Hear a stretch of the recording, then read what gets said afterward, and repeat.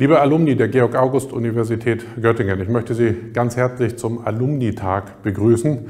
Leider ist der Alumnitag dieses Mal wieder ein virtueller Tag, wie er ja auch schon im letzten Jahr online stattfand. Ich hoffe ja, dass wir uns im nächsten Jahr dann im Juli hier direkt wieder in Göttingen treffen können, denn der direkte Austausch auch für Sie als Alumni ist natürlich deutlich besser. Sie können auch Ihre alte Alma Mater sich nochmal wieder angucken und sehen, was sich verändert hat. Aber wir haben Ihnen, glaube ich, ein interessantes Programm zusammengestellt. Ich möchte Ihnen jetzt erstmal einen Bericht geben. Das hört sich so ein bisschen formell an. Das heißt, ich möchte Ihnen einen kurzen Überblick geben, so ungefähr 20 Minuten, was denn so an der Universität im letzten Jahr passiert ist.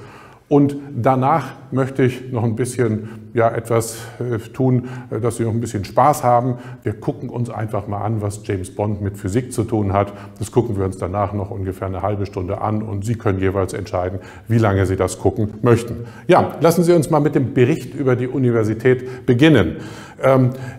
Seit dem 1.4. diesen Jahres gibt es ein neues Präsidium mit mir als Präsidenten. Metin Tolan ist mein Name. Ich komme von der Technischen Universität Dortmund, bin Physiker von Haus aus, war in Dortmund 20 Jahre vorher in Norddeutschland an der Uni Kiel, war dann auch zwischendurch mal in den USA und bin seit dem 1.4.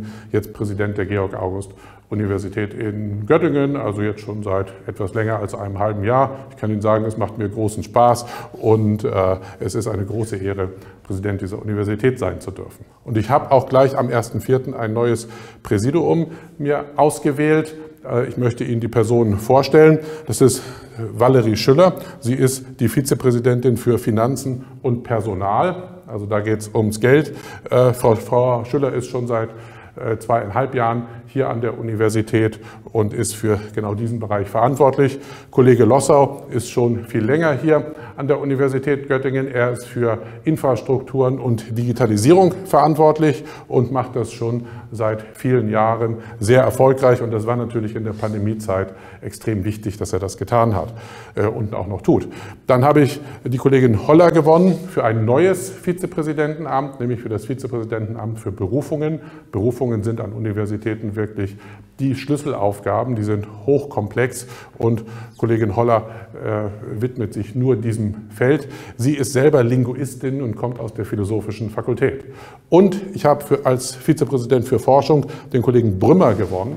Herr Brümmer ist Agrarökonom und ist da sehr erfahren im Bereich der Beantragung von großen Forschungsprojekten und hat sich der Frage jetzt gewidmet, also wie die Forschung an der Universität Göttingen weiter vorangetrieben werden kann. Das waren zunächst die 5, die am 1.4. angefangen haben. Wenn Sie jetzt sagen, Moment mal, da fehlt doch einer. Ja, wir dürfen 6 Leute im Präsidium haben und ab dem 1.12. wird der Kollege Ammer Vizepräsident für Studium und Lehre. Da hatte ich zunächst keine Person ausgewählt und etwas länger gesucht und mit Herrn Ammer jetzt jemanden gefunden, sodass wir ab dem 1.12. quasi komplett sind und das gesamte Präsidium dann im Amt ist. Ja, ich möchte auch noch darauf hinweisen, dass wir einen Stiftungsrat haben, unser höchstes Gremium, was uns beaufsichtigt. Und da ist ja seit 2019 Herr Strohschneider der Vorsitzende. Herr Strohschneider, jemand, der mit allen Wassern gewaschen ist, ehemaliger Vorsitzender des Wissenschaftsrates und der Deutschen Forschungsgemeinschaft. Ich glaube, er kann uns sehr helfen bei dem, was wir in Zukunft planen und insofern freue ich mich sehr, hier mit ihm auch eng zusammenzuarbeiten. Wenn wir uns mal die Universität in Zahlen angucken, die aktuellen Studierendenzahlen, da können wir sagen, wir haben im Augenblick ungefähr 29.000 Studierende. Es pendelt sich bei dieser Zahl ein. Hier sehen Sie die genauen Zahlen. Neu eingeschriebene haben wir 4.780. Das ist ein mittelgroße, oder ich würde mal sagen, das ist eine Kleinstadt, die sich hier neu eingeschrieben hat. Ich selber komme aus einem Ort, der 4.800 Einwohner hat, da bin ich aufgewachsen. Das heißt, dieser ganze Ort hat sich quasi dazu entschieden, sich hier in Göttingen einzuschreiben. Also das ist ja immer eine immense Zahl an neuen Personen, die wir hier in Göttingen willkommen heißen. Internationale Studierende haben wir 4.200. Ungefähr jeder 7. Student oder jede 7. Studentin in Göttingen kommt aus einem fernen Land. Ja, das ist erstmal nur die reine Zahlenbilanz. Und welche Studiengänge sind jetzt besonders beliebt? Das heißt, welche haben besonders viele Neueinschreibungen? Das ist traditionsmäßig natürlich die Rechtswissenschaften, haben mit 400 Neueinschreibungen natürlich viele Studierende und auch viele Studienplätze. Das ist auch die Betriebswirtschaftslehre, die sehr beliebt ist. Die Agrarwissenschaften, Göttingen ist ein extrem starker Agrarstandort, das werden wir auch noch sehen. Das sind dann die Forstwissenschaften und die Biologie, die auch traditionell sehr stark ist und hier entsprechend auch große Zahlen hat. Also das sind die beliebtesten Studiengänge. Wir haben natürlich 200 Studiengänge oder über 200 Studiengänge und der Rest der Neueinschreibungen verteilt sich dann auf die anderen Studiengänge. Ja, natürlich ist es so, dass die Lehre immer noch, auch im Jahr 2021, von der Corona-Pandemie dominiert war. Sie sehen, die Lehre kann man hier jetzt auch fast mit Doppel-E schreiben. Unser schöner Campus war im Wesentlichen ausgestorben. Das war ja nicht nur für unseren Campus charakteristisch, das war im ganzen Bundesgebiet der Fall. Und es ist halt so, dass die Pandemie dazu geführt hat, dass wir wirklich erstmal im Sommersemester, aber auch schon im letzten Wintersemester alles in die Online-Lehre gesteckt haben. Ich muss wirklich sagen, das hat hervorragend funktioniert. Das ist natürlich nicht optimal, das ist klar, aber unter den Randbedingungen hat das wirklich gut funktioniert und ich möchte hier wirklich allen Beteiligten danken, dass das so gut funktioniert hat, dass man das in der Kürze der Zeit auch geschafft hat, dass man das alles umgestellt hat. Hier war eben der Kollege Lossau massiv daran beteiligt. Also er hat wirklich dafür gesorgt, dass die Online-Lehre so funktioniert hat, wie sie funktioniert hat. Aber das ist natürlich nicht optimal, wie Sie gleich sehen werden, kommen wir jetzt auch wieder zurück. Ja, das führte dann auch dazu, dass wir im Sommer zum Beispiel größere Partys auf dem Campus hatten. Die haben wir toleriert. Die jungen Menschen müssen ja irgendwo hin. Sie sehen, da wurde dann auch nicht nur Fruchttee getrunken, sondern das ist aber alles im Rahmen geblieben und ich glaube, auch das ist vernünftig bei uns auf dem Campus abgelaufen. Es war halt ein besonderes Jahr, dieses Jahr 2021 jetzt und ich glaube, auch das haben wir gut geschafft. Es ist so, dass wir am 1. September beschlossen haben, dass wir jetzt zum jetzigen Semester zur Präsenzlehre zurückkehren. Das liegt auch daran, weil wir eine hohe Impfquote unter unseren Studierenden haben von deutlich über 90%, sodass wir dieses in Anführungszeichen Risiko eingehen. Wir machen einen risikominimierten Präsenzbetrieb jetzt im Wintersemester. Wir belegen die Hörsäle zu 50%. Wir machen einen sogenannten 3G-Betrieb, wie man das ja kennt, 3G, geimpft, genesen oder auch getestet, muss man sein, um am Betrieb teilzunehmen. Das wird auch stichprobenartig kontrolliert. Wir haben 280 Gebäude an der Universität. Wir können natürlich nicht bei jedem Gebäude kontrollieren, aber in Stichproben tun wir es schon. Und es gilt nach wie vor in den Gebäuden Maskenpflicht und wir müssen auch in den Hörsälen noch die Maskenpflicht aufrechterhalten. Und ich glaube, dann haben wir einen risikominimierten Präsenzbetrieb, den wir auch verantworten können. Und es zeigt sich auch, dass das, glaube ich, ganz gut funktioniert. Ja, dazu gehört natürlich, dass wir auch einen eigenen Test hier auf dem Campus haben, den Campus Covid Screen, den mein Vorgänger im Amt Reinhard Jahn eingeführt hat mit vielen Menschen, die geholfen haben. Und unter anderem haben auch Sie geholfen. Denn die Finanzierung dieses Tests ist durch die Firma Sartorius, durch eine große Spende der Firma Sartorius möglich gewesen, aber auch durch den Unibund und durch Sie als Alumni, die Sie ja die Spenden, die wir bekommen haben, entsprechend verdoppelt haben. Dafür schon mal einen ganz herzlichen Dank von der Universität, denn ohne das wäre das nicht so einfach möglich gewesen, so schnell so einen Test aufzubauen. Und dass der Test wichtig ist, das ist natürlich jetzt im Wintersemester ein zentraler Baustein unserer ganzen Strategie.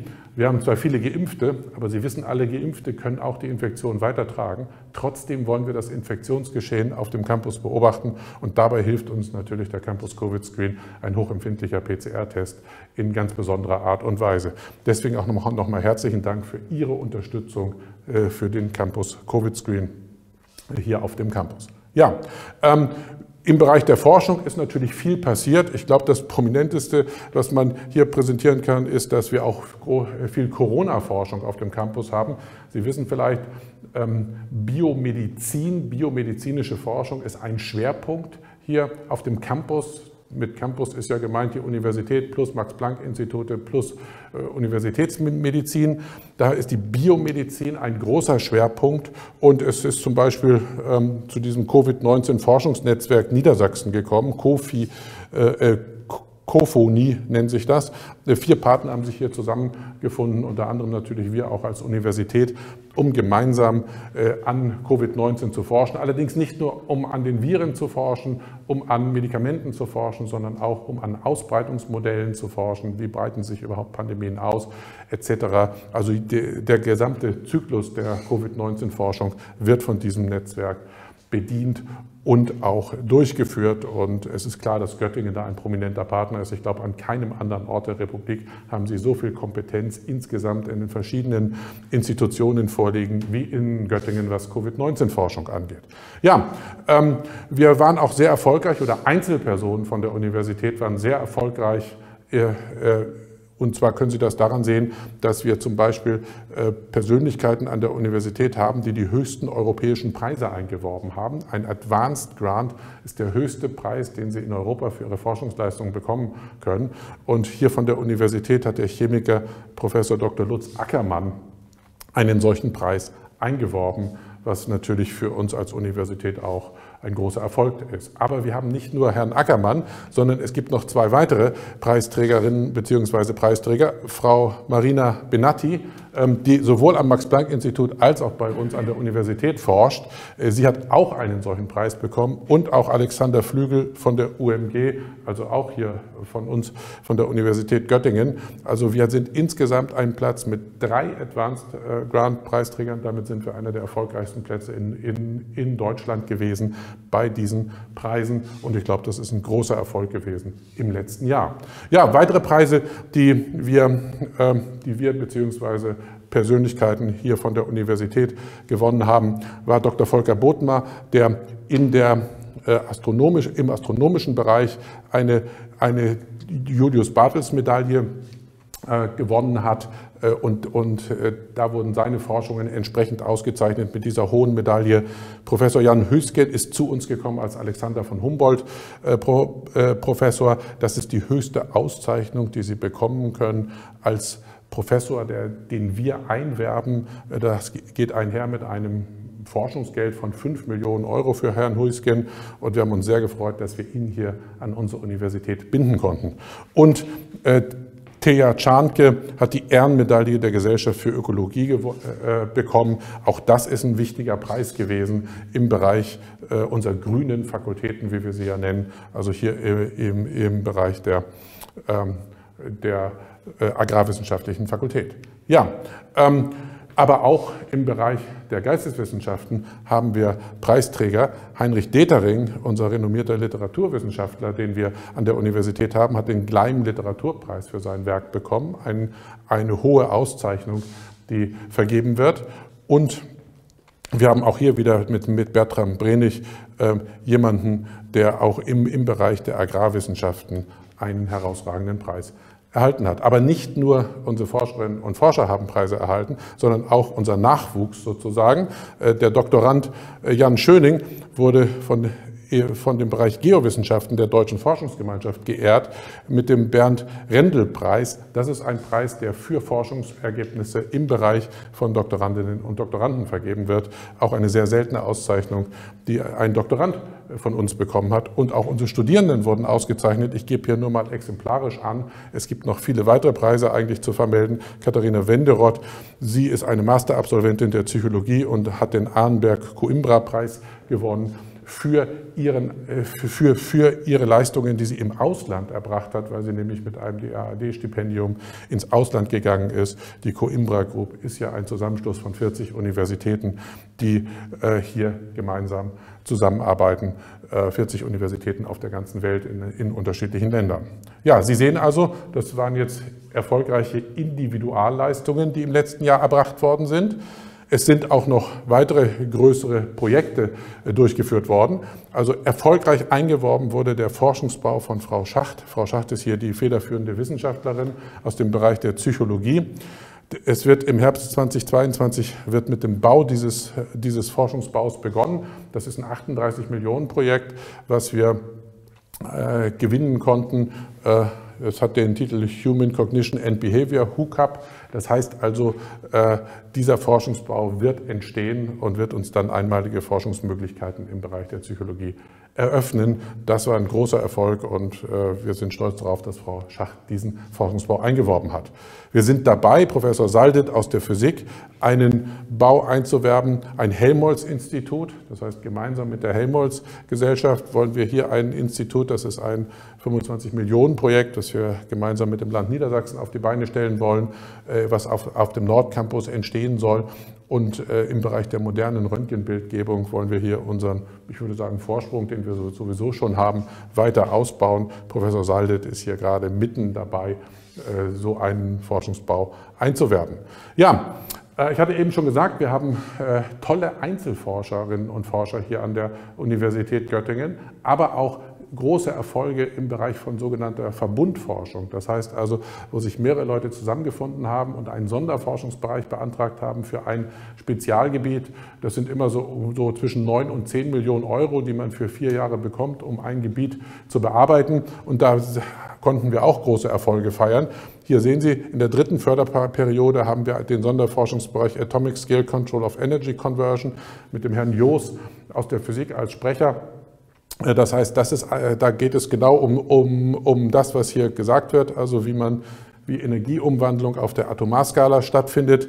Quantitative Synaptology ist ein Sonderforschungsbereich, auch ungefähr zwischen 9 und 10 Millionen Euro für verschiedene Wissenschaftlerinnen und Wissenschaftler. Herr Rizzoli hier von der Universitätsmedizin ist hier der Sprecher. Da geht es darum, wie die Signalübertragung in Synapsen stattfindet im Körper. Und auch der befindet sich jetzt in der 2. Förderperiode. Und Mathematics of the Experiment, also da steht der Name auch für das, was drin ist. Also da geht es darum, wie kann man eigentlich aus experimentellen Daten das Maximale rausholen. Ein top aktuelles Thema. Und hier arbeiten Mathematiker, Physiker, Chemiker und Chemikerinnen oder auch Menschen von der UMG zusammen an dieser Thematik. Den haben wir neu gewonnen, den SFB, und der ist seit Januar 2021, also seit Januar diesen Jahres, am Laufen. Auch ein Projekt zwischen 9 und 10 Millionen Euro.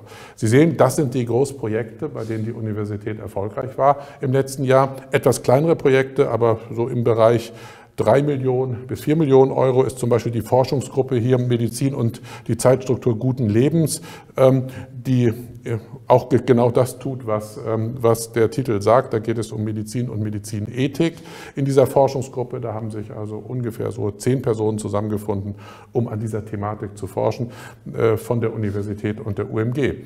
Und wir haben sogenannte Graduiertenkollegs, also Zusammenschlüsse von Forscherinnen und Forschern, um Doktorandinnen auszubilden. Das haben wir einmal im Bereich der Geisteswissenschaften, hier Form-Meaning-Mismatches, da geht es um Linguistik, um Sprache und Sustainable Food Systems, das ist also von unseren grünen Fakultäten. Auch das sind Projekte so im Bereich 3 bis 4 Millionen Euro für 4 Jahre, die wir hier entsprechend einwerben konnten. Sie sehen auch das wieder, diese Großprojekte ziehen sich auch wieder über die ganze Universität. Das sind nicht nur einzelne Bereiche, die hier erfolgreich sind. Und ich glaube, die Breite der Universität hat es im letzten Jahr wirklich geschafft, viele, viele Forschungsprojekte hervorzubringen. Ja, wir hatten auch die Begutachtung des Sonderforschungsbereiches Cognition of Interaction von unserem Bereich Psychologie. Sprecher war, oder was heißt war, Sprecher ist Alexander Geil. Und der ist jetzt gerade in der Begutachtung. Und jetzt, zum Zeitpunkt, als wir dieses Video aufnehmen, wissen wir noch nicht, was die Begutachtung ergeben hat. Wenn Sie das Video gucken, dann wissen wir es schon. Also gucken Sie mal auf unsere Homepage, dann sehen Sie, ob wir die 9 Millionen Euro, die wir hier für 4 Jahre beantragt haben, auch wirklich bekommen haben. Schauen Sie doch einfach mal auf unsere Homepage. Wenn Sie keine Nachricht auf unserer Homepage finden, dann heißt es, wir haben es nicht bekommen. Sonst werden Sie die Nachricht vorfinden.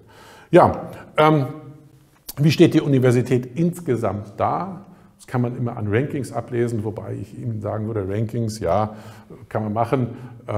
muss man manchmal auch nur geschickt zählen, aber trotzdem geben sie so ungefähr einen Hinweis, wo stehen wir eigentlich. In dem sogenannten Shanghai-Ranking, eines der prominentesten Rankings, was sich auf der Welt etabliert hat, sind wir so auf Platz 5 und 6, zwischen Platz 5 und 6 in Deutschland. Also da befinden wir uns und weltweit so in der Region 100 bis 150, was auch immer da genau gezählt wird. Trotzdem ist das natürlich etwas, was auch nach außen dringt und deswegen sind wir da eigentlich sehr stolz drauf, dass wir Platz 5 und 6 in Deutschland haben. Geht natürlich noch besser, aber da arbeiten wir dran. Im Förderatlas der Deutschen Forschungsgemeinschaft, wo man einfach sieht, wie viel Fördergelder haben bestimmte Bereiche eingeworben, sind wir in unseren grünen Fakultäten Agrarwissenschaften und Forstwissenschaften, belegen wir Spitzenplätze. An viele andere Sachen, wie zum Beispiel Biomedizin und andere Bereiche, da sind wir auch ganz weit vorne. Aber hier sind wir wirklich an der Spitze auf Platz 1 in Deutschland und das ist natürlich ein großer Erfolg. Aber insgesamt ist die Universität immer so unter den ersten 10 mindestens in den verschiedenen Bereichen. Ich glaube, da sind wir sehr gut platziert. Ja, und das ist ein deutsches Ranking, das Zentrum für Hochschulentwicklung. Da wird im Wesentlichen die Lehre analysiert und das ist für verschiedene Fächer nur gemacht worden dieses Jahr. Das wird nicht immer für jedes Fach gemacht. Und die Fächer, die analysiert worden sind, da sind wir jedes Mal wirklich sehr gut dabei gewesen. Also wir haben viele tolle Bewertungen bekommen von Studierenden für zum Beispiel die Physik, die Zahnmedizin, die Medizin und die Biologie und Biowissenschaften im Allgemeinen. Also das waren große Erfolge, die wir in den Rankings feiern konnten. Ja, international ist es so, dass wir den offiziellen Auftakt der European University hatten, das Enlight-Netzwerk. Das ist ein Zusammenschluss von 9 forschungsstarken EU-Universitäten, also Universitäten, die aus der Europäischen Union stammen. Und diese Universitäten machen gemeinsame Programme, bilden ihre Studierenden gemeinsam aus, versuchen auch in der Forschung zu kooperieren. Und der Startschuss war am 1. März für dieses Netzwerk, was auch gefördert wird von der EU, wo es uns gelungen ist, auch entsprechende Förderung einzuwerben. Insofern sehen Sie, dass die Universität natürlich auch international operiert.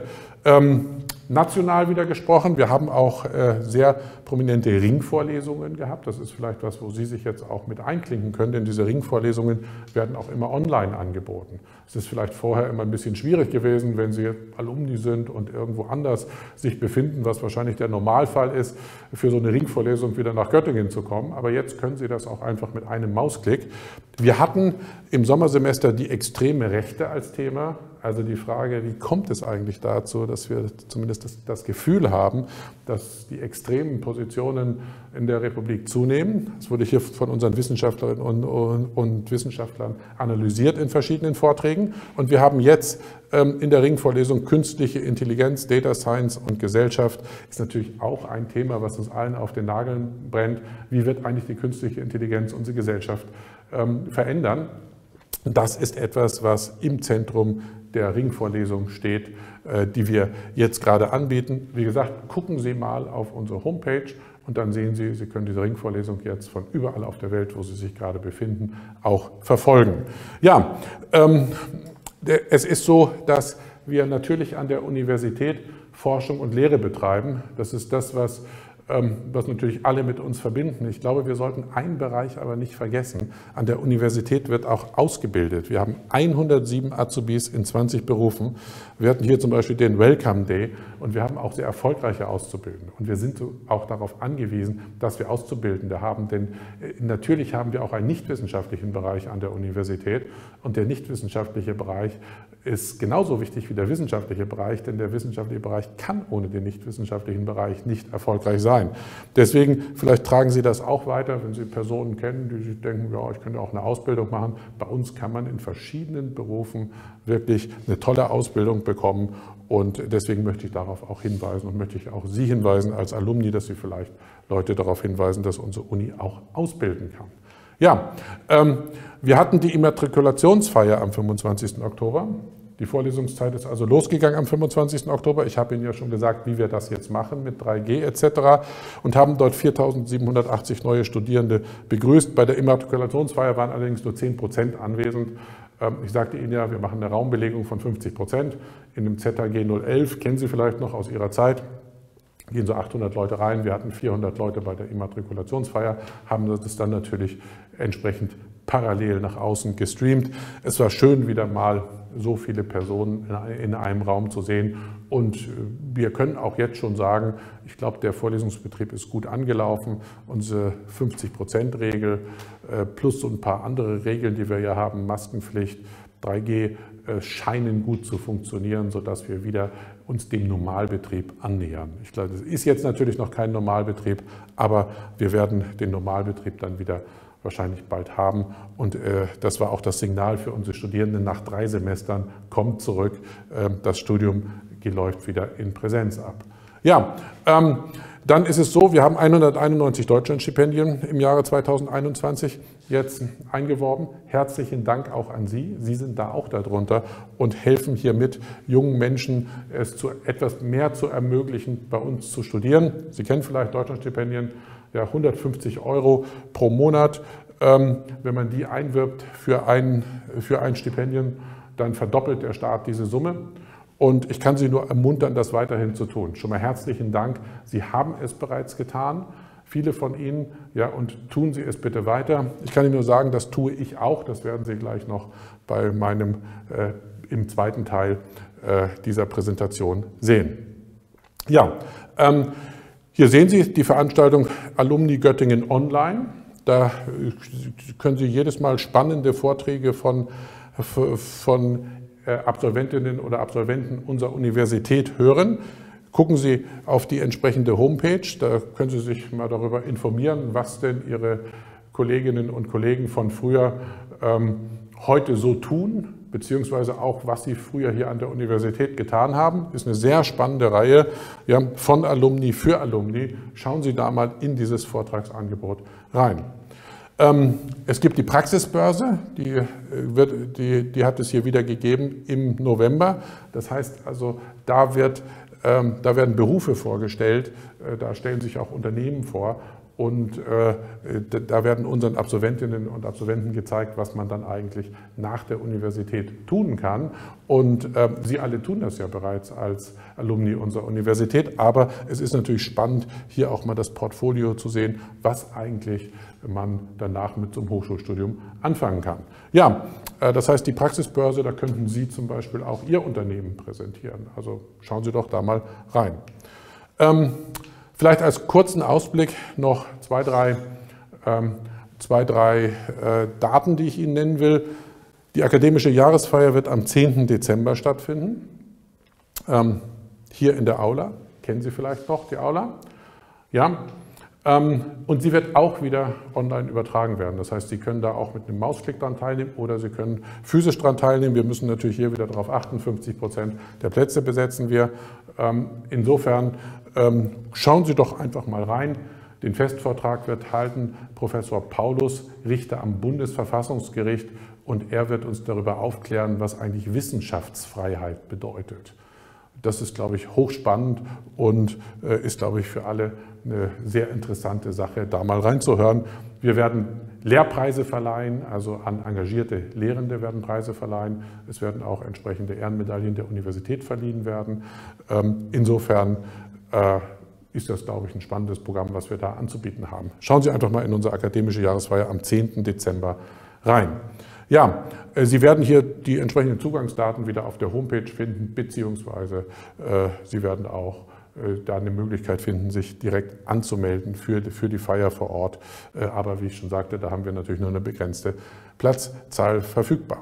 Dann werden wir das Forum Wissen, also unser Forum Wissen, im Mai nächsten Jahres eröffnen. Das ganz genaue Datum steht noch nicht fest, weil wir da ein bisschen darauf angewiesen sind, auf prominente Personen, die wir gewinnen wollen für die Eröffnung. Und die haben immer nur zu bestimmten Tagen Zeit, aber das wird so im Mai 2022 sein.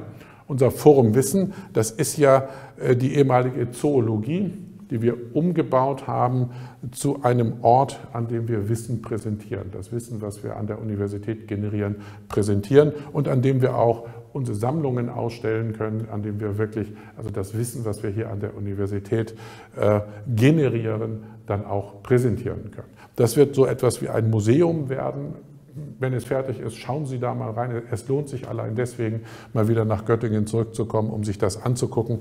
Und im Mai wird das eröffnet werden. Und, was Sie sich schon merken können, der 7. Mai, da wird die 5. Nacht des Wissens stattfinden. Also da öffnen sich alle Institutionen hier auf der Universität und am Campus und werden Ihnen die Forschung, die es hier gibt, näher bringen. Insofern ist dann die ganze Stadt ja auf den Beinen. Haben Sie vielleicht auch schon mal mitgemacht als Alumni oder als Alumnus. Und wenn Sie sich den 7. Mai schon mal merken, vielleicht kommen Sie dann ja wieder zurück und sagen, boah, Nacht des Wissens, da möchte ich auch dran teilnehmen. Dann markieren Sie sich das schon mal in Ihrem Kalender. Ja, und Weihnachten steht auch bald wieder vor der Tür. Es wird auch wieder eine Weihnachtsspendenaktion geben. Gucken Sie da mal auf die Homepage, für was wir da spenden werden. Das legen wir in den nächsten Tagen fest. Da können Sie sich als Alumni natürlich auch wieder daran beteiligen, hier dann eine gute Tat zur Weihnachtszeit zu tun. Das werden wir dann kurzfristig auf der Homepage bekannt geben.